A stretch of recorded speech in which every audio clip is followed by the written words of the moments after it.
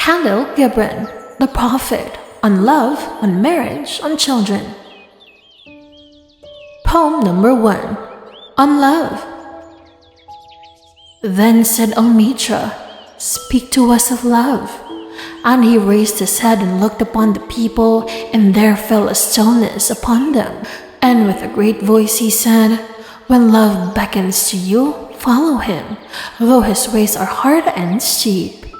And when his wings enfold you, yield to him, though the sword hidden among his opinions may wound you. And when he speaks to you, believe in him, though his voice may shatter your dreams as the north wind lays waste the garden. For even as love crowns you, so shall he crucify you. Even as he is for your growth, so is he for your pruning.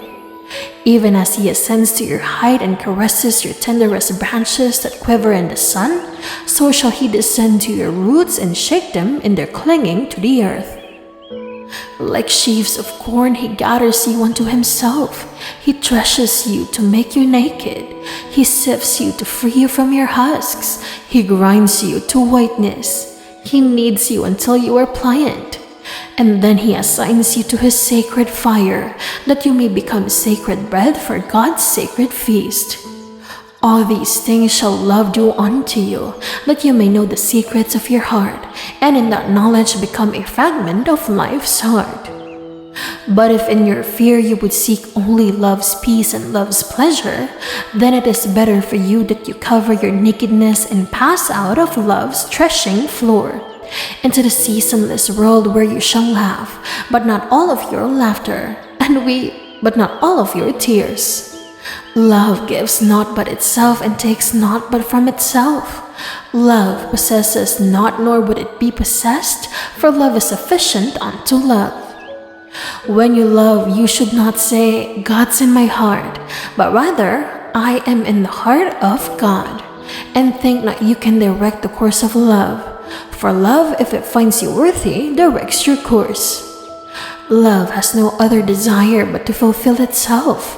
But if you love and must needs have desires, let this be your desires: to melt and be like a running brook that sings its melody to the night, to know the pain of too much tenderness, to be wounded by your own understanding of love, and to bleed willingly and joyfully, to wake at dawn with a winged heart and give thanks for another day of loving, to rest at the noon hour and meditate love's ecstasy, to return home at eventide with gratitude, and then to sleep with a prayer for the beloved in your heart and a song of praise upon your lips. Poem number 2, on marriage. Then Almitra spoke again and said, "And what of marriage, master?" And he answered, saying, "You were born together, and together you shall be forevermore. You shall be together when the white wings of death scatter your days. You shall be together even in the silent memory of God. But let there be aces in your togetherness, and let the winds of the heavens dance between you. Love one another, but make not a bond of love. Let it rather be a moving sea between the shores of your souls. Fill each other's cups, but drink not from one cup. Give one another of your bread, but eat not from the same loaf. Sing and dance together and be joyous, but let each one of you be alone. Even as the strings of a lute are alone, though they quiver with the same music. Give your hearts, but not into each other's keeping, for only the hand of life can contain your hearts, and stand together yet not too near together. For the pillars of the temple stand apart, and the oak tree and the cypress grow not in each other's shadow. Poem number 3, your children. Your children are not your children. They are the sons and daughters of life's longing for itself. They come through you, but not from you. And though they are with you, they belong not to you. You may give them your love, but not your thoughts, for they have their own thoughts. You may house their bodies, but not their souls, for their souls dwell in the house of tomorrow, which you cannot visit, not even in your dreams. You may strive to be like them, but seek not to make them like you. for life goes not backward nor tarries with yesterday. You are the bows from which your children as living arrows are sent forth. The archer sees the mark upon the path of the infinite, and he bends you with his might that his arrows may go swift and far.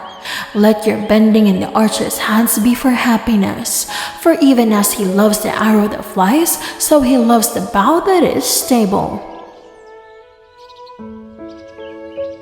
Bonus poem number 1, A Lover's Call.